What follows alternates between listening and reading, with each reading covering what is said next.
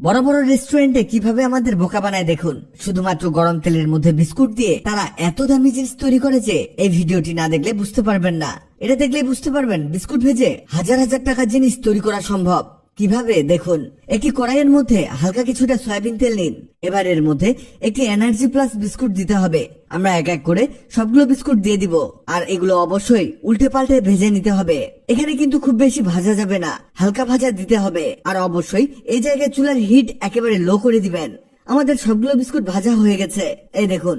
এবার এগুলোকে একটি বাটির মধ্যে ঢেলে রাখতে হবে। এই দেখুন, পুরো বিস্কুটের প্যাকেট ভেজে ফেলেছি।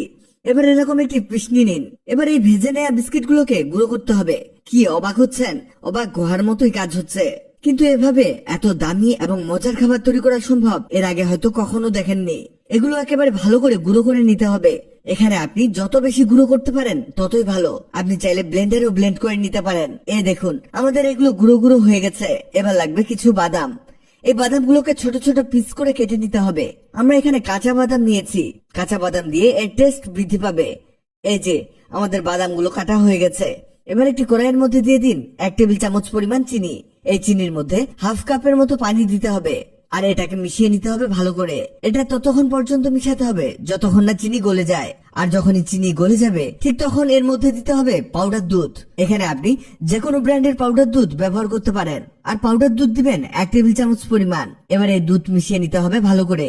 এখানে গাভীর লিকুইড দুধ দিয়ে এ কাজ হবে না, আর হলেও এর টেস্ট বৃদ্ধি পাবে না, তাই আমরা পাউডার দুধ ব্যবহার করছি।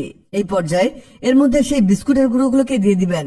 আরো দিতে হবে কুচি করে নেওয়া সেই বাদামগুলোকে। বাদাম দেওয়া হলে এগুলোকে মাখিয়ে নিতে হবে ভালো করে। মনে রাখবেন, এই জায়গায় চুলার হিট রাখবেন একেবারে লো।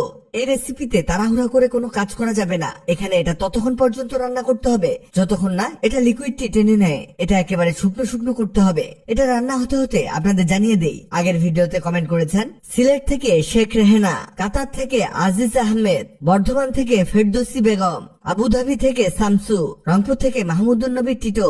আপনারা যারা কমেন্ট করেছেন আপনাদের ধন্যবাদ। এই দেখুন, এটা একেবারে শুকনো শুকনো হয়ে গেছে। এই অবস্থাতে আমাদের বাকি কাজগুলোকে করে নিতে হবে। এটা হয়ে গেলে একটি বাটির মধ্যে নামিয়ে নিবেন। এখানে গরম অবস্থাতে এটা হাত দিতে যাবেন না।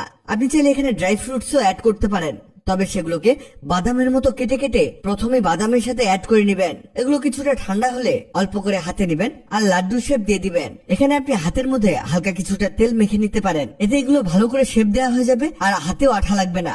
এই দেখুন, এগুলো হয়ে গেছে। এগুলো মূলত বিস্কুটের লাড্ডু, কিন্তু এগুলো যে একবার খাবে সে টেস্ট সারা জীবন ভুলবে না। এটি এতটাই মজাদার হয়ে থাকে, আর এটা খেয়ে কেউ বুঝবে না যে এটা বিস্কুট দিয়ে তৈরি। এটা বানিয়ে আপনি গেস্টকেও খাওয়াতে পারেন। এটি একটি খেলে সম্পূর্ণগুলোই কোন দিক দিয়ে শেষ হয়ে যাবে বুঝতেই পারবেন না। ভিডিওটি অনেকের উপকারে আসতে পারে, তাই ভিডিওটিকে শেয়ার করুন। আপনি পৃথিবীর কোন জায়গা থেকে ভিডিওটি দেখছেন কমেন্ট করুন, যাতে পরবর্তী ভিডিও